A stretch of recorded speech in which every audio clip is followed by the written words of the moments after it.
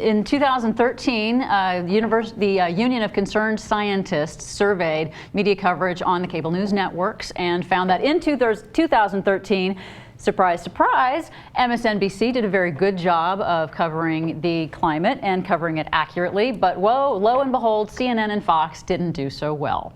Let's take a look at those numbers. The Fox News Channel, when given the opportunity to cover climate change, they got 28% of those stories accurate, which means 72% of those stories either were misleading or just wholly wrongly inaccurate, and they often just ridicule the science and ridicule the climate change stories instead of actually covering what the stories actually say, whereas MSNBC did a really good job, which I was impressed to see. CNN falling in the middle there, mostly falling and failing.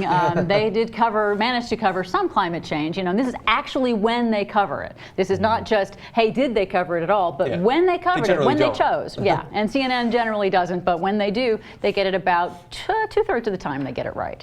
So CNN's error, it seems to be, if I'm reading this right, that again, this is their problem with everything, is they feel the need to engage in a false debate. And so they might bring on someone who's going to give you great information about the climate, but then they bring on a complete joker, a complete chucklehead who has a degree from some fictional university who thinks he knows what he's talking about. And so then they provide misinformation to the public.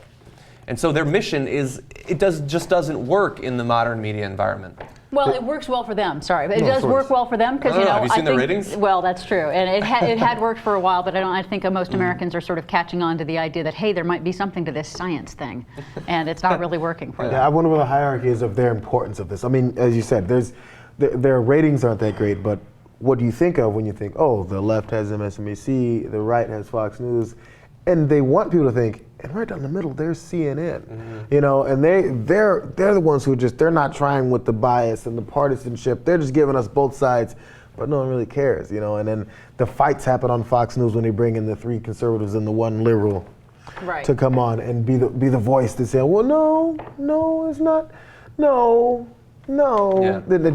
The kind of compelling television isn't happening on CNN, so then that's where the ratings fall. But they want to be known as the right down the middle, and maybe they're successful there. Well, they used to be successful at that. I mean, they used to be the place that I think that a lot of people felt comfortable that you could turn to if it was a breaking news, that somebody would be somewhere at CNN covering this, but not anymore. Now they've just slipped slowly and very inexorably, it seems, down to highlighting just sort of the culture wars and really just going toward more tabloid journalism, turning CNN into headline news. CNN once was an actual, really prestigious name. It meant something if you worked at CNN. It hasn't been that way for almost a decade now, probably. And for almost a month, it's just been the plane. Oh, I know. Which they continue. And when you look at the plane coverage, anybody else notice how, CNN mentioned that, there's a lot of garbage in the ocean, making it really difficult for us to find this plane.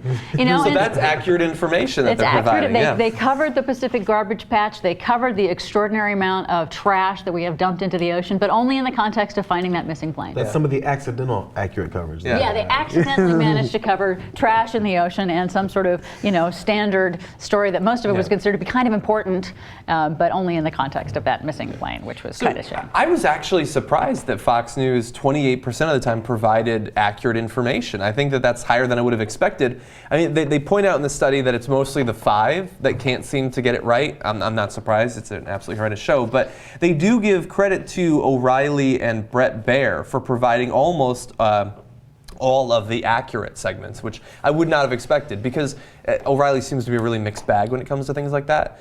But even MSNBC, the fact that they're generally accurate, I don't think that that's enough. I mean, it's not just that when you talk about an issue, you're supposed to provide accurate information.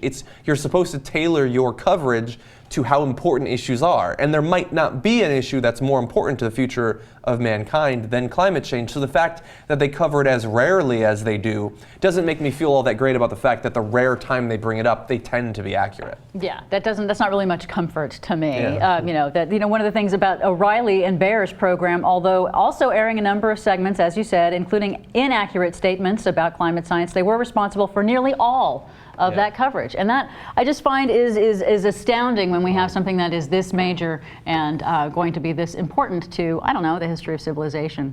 And it seems like we ought to cover that. So let's do that.